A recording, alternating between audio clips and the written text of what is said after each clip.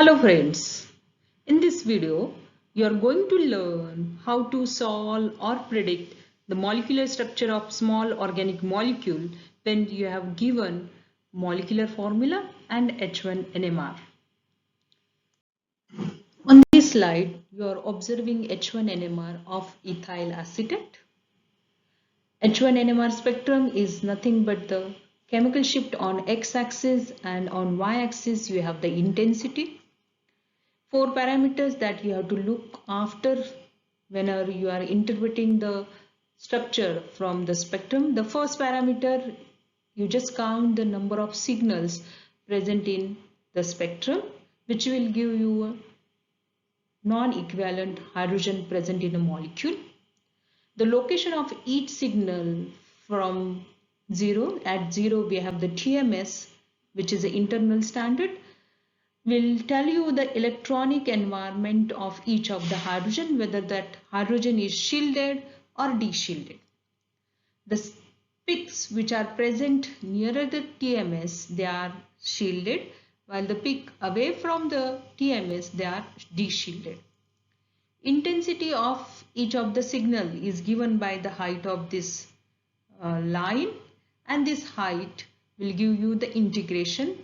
Integration will show you the number of protons of that type. Now here one peak is observing in the form of 3 lines, which we call as a triplet. One peak is singlet. The other peak is showing the 4 line, which we call as a quadret. So signal splitting you are observing, which we also call as a spin-spin splitting, and it shows a number of protons present on a neighboring carbon atoms. This is the first problem assigned to you with the molecular formula C8H7BRO. The spectrum has been recorded on 400 MHz NMR machine. As I said, you should take care of 4 parameters.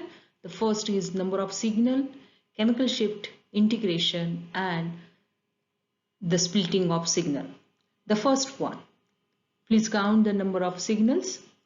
Let's start with the 0 delta. At 0 delta, you are observing the signal due to the internal standard tetramethylsilane.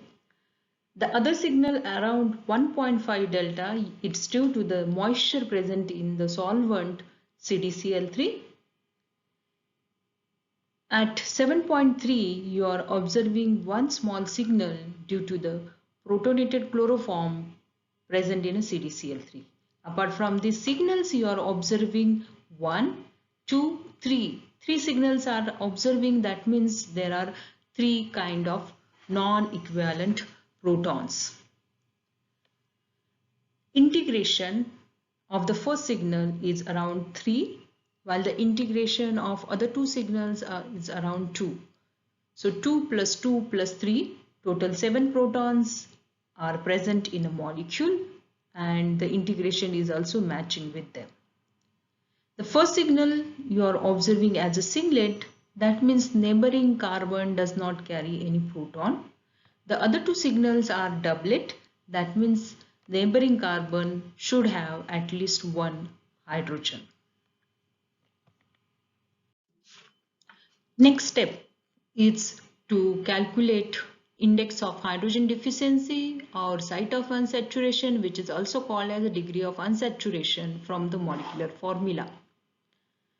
From hydrogen deficiency index, we will get information about the presence of unsaturation in the form of pi bonds or ring. To do that, we will use the empirical formula for saturated hydrocarbon, which is CnH2n plus 2, where n is number of carbon atoms. To calculate number of hydrogen atoms, you can use the equation as 2 into number of carbon plus 2. Now molecular formula contains 8 carbon, so let's substitute in the equation and you will get 2 into 8 plus 2, which is equal to the 16 plus 2. 18 hydrogen should be there if the compound is saturated hydrocarbon. But molecular formula shows only 7 hydrogen. So what does that mean? It has to be an even number. So please don't forget the presence of Br and oxygen. For each of the halogen, as the halogen has valency 1, which is equal to the hydrogen, you have to add 1 hydrogen per halogen atom. If oxygen is present in a molecular formula, please neglect it and calculate site of unsaturation. For nitrogen atom, as the valency is 3, you have to subtract 1 hydrogen per nitrogen atom. So doing this exercise, for 1 bromine, you will add 1 hydrogen. Oxygen, you have to neglect it. Your molecular formula turns C8H8. So 18 minus 8 gives the 10 hydrogen, and these are 10 hydrogen are less than, to have the saturated compound. As we know, we require the 2 hydrogen to fulfill one site of unsaturation, and here 10 hydrogen are less. That means we have the 5 site of unsaturation. That may be in the form of pi bond or rings. As soon as we see site of unsaturation is 4 or greater than 4, please think about presence of one benzene ring, which gives a 4 site of unsaturation. With the oxygen, you think about carbonyl group. The carbonyl group is bond between carbon and oxygen with double bond, which gives one site of unsaturation. Here, in aromatic region, you are getting total 4 hydrogen. That means the benzene ring must be disubstituted. In benzene molecule, all the hydrogens are equivalent, so benzene will give only one signal in H1NMR spectrum. Coming to the monosubstituted benzene, we will try to find out symmetry element in this molecule, and let's imagine the plane which is passing through the substituent C1 and C4 carbon. This plane will divide whole molecule into 2 equal halves, which make both the orthoprotons equivalent, both the metaprotons equivalent, and para hydrogen will remain as it is. So 3 signals you will find in H1NMR. Coming to the 1,2 disubstituted benzene, and if both the substituents are identical, again the criteria is to find out the symmetry element over here. So I have drawn the line in all these 3 molecules which will divide whole molecule into 2 equal halves. So in 1,2 disubstituted benzene, you will get 2 signals due to orthoprotons and metaprotons respectively.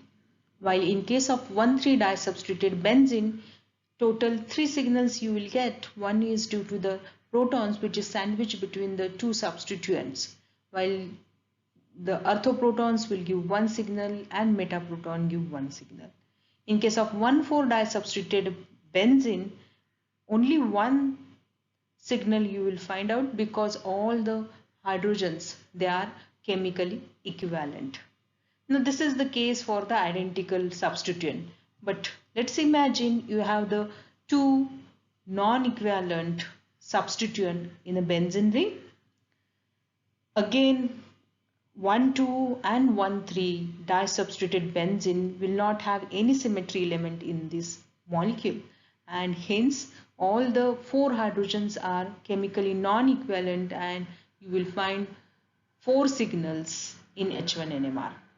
In case of para disubstituted or 1,4 disubstituted benzene, you will get only 2 signals, which arises due to the orthoprotons of one substituent and orthoprotons of the other substituent.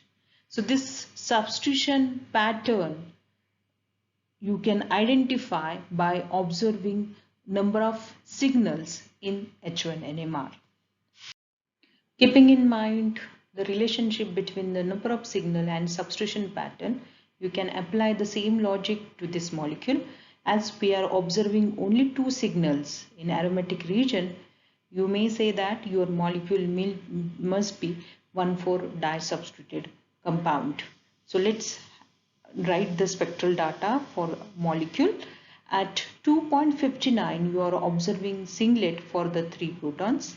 At 7.61 delta you are observing doublet for the 2 protons, and at 7.81 you are observing again a doublet for 2 protons. You can confirm the substitution pattern by observing the coupling constant. Students, please remember, when the protons are orthocoupled, they shows the coupling constant 8 Hz. When they are, please see the structure very carefully.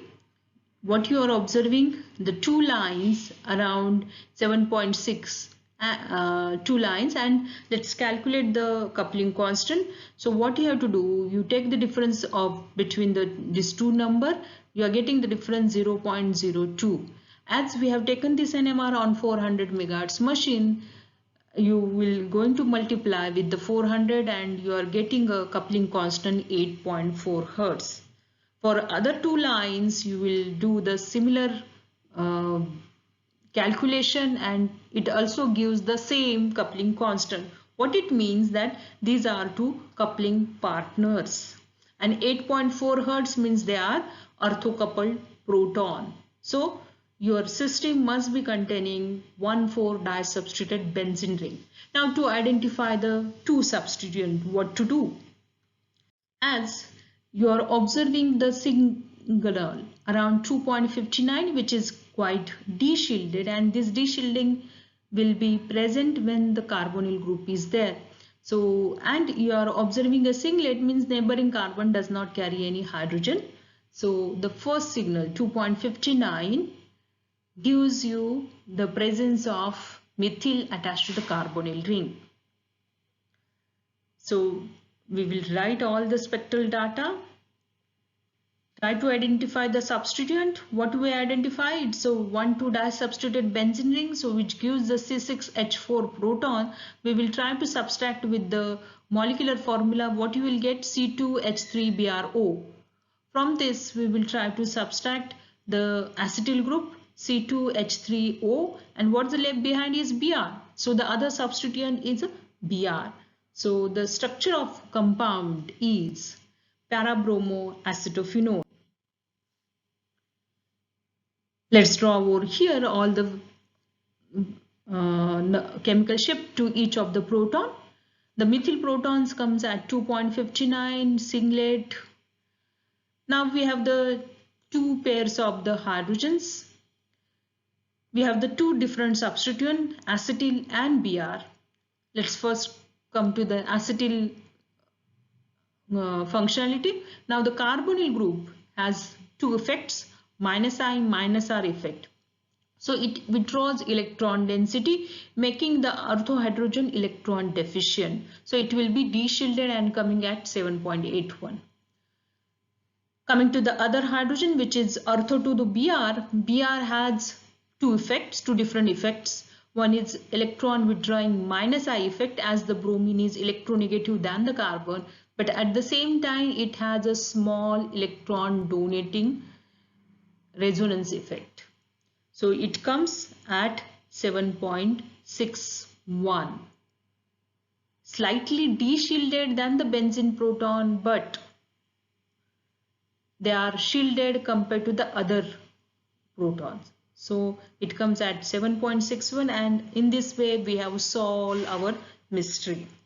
Let's look at the second molecule with the molecular formula C6H6N2O2.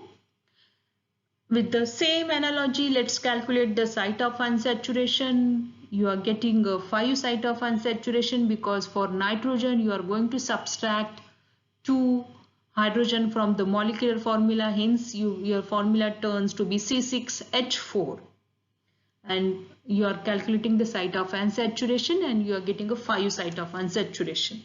Again, you are thinking about disubstituted benzene ring because at at the aromatic region, you are observing total number of protons is 4. So it's a disubstituted benzene ring.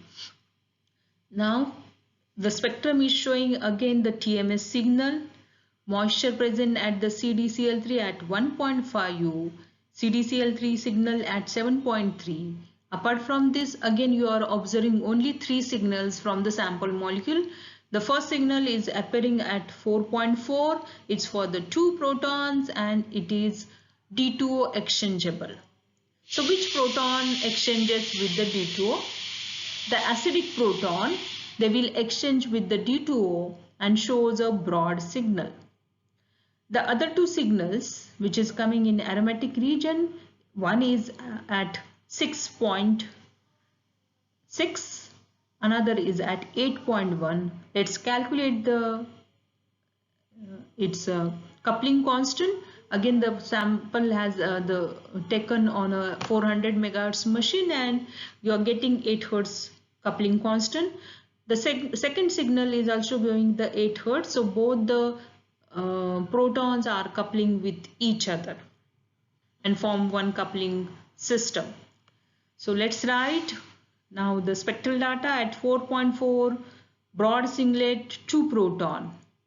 This it is exchangeable with the D2O, so it can be OH proton or NH2 proton. The other signal you are observing at 6.6, they are shielded than the benzene proton and it's a doublet. So something electron withdrawing group, electron donated group should be there, and as nitrogen is there, you can think about NH2 group. NH2 is powerful electron donor by resonance. The other signal is 8.1 and it's again a doublet. 8.1 means very deshielded signal, and with the nitrogen you can think about the presence of nitro group. So by applying all this logic, you will think about the presence of 4-nitro-amino-benzene, and their signals should comes NH2 4.4 broad singlet 2 protons, ortho 2 NH2 you will have that hydrogen will come, it's shielded and come at 6.6. Ortho hydrogen with respect to nitro groups will be de-shielded and come at 8.1. So friends, in this way we have solved the two we have interpreted the structure of two compounds with the, if the molecular formula we have been provided, and H1NMR. I hope this video will very helpful to interpret the structure of small organic molecule. Thank you.